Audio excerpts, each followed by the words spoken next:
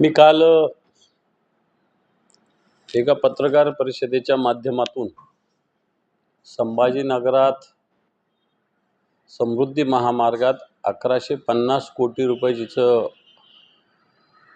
Valuation आहे अशी जागा संभाजीनगरातील एक जावेद नावाची व्यक्ती जी संदीपान भुमरे यांची चालक आहे, हिच्या माध्यमातून हिबानामा एक वाघमारे नावाचं कुटुंब आहे त्यांच्याकडून करून घेऊन हे 1150 कोटी रुपये लाटण्याचा प्रयत्न चालू आहे। माझा जो मुद्दा आहे की या जावेदचा जन्म 85चा आणि 71ला हिबानामा कसा होऊ शकतो। माननीय खासदार भुमरे साहेबांनी सुद्धा असं सांगितलं की 174 गट नंबर तिथं अस्तित्वातच नाही।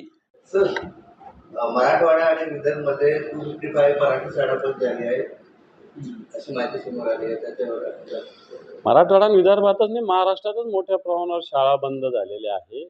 शिक्षकांचं समायोजन या सगळ्या मार्गातून अनेक शाळा आता मला असं वाटतं मागच्या महिन्यात पार्लमेंटमध्ये सुद्धा याच्यावर चर्चा झालेली आहे। आपले अरविंदभाई सावंत यांनी हा प्रश्न उपस्थित केला होता।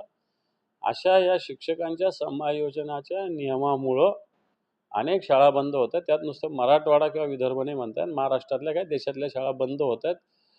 मला आठवतं वर्षभरापूर्वी मी एक उदाहरण बघितलं होतं। जपानमध्ये एका विद्यार्थ्यासाठी शाळा चालवली जाते आणि एका विद्यार्थ्यासाठी ट्रेन त्या गावची चालू आहे। अशा प्रकारचं उदाहरण मी बघितलं होतं। असा दिवस आपल्या देशात कधी उगवेल हे आपल्याला वाट पाहावी लागेल।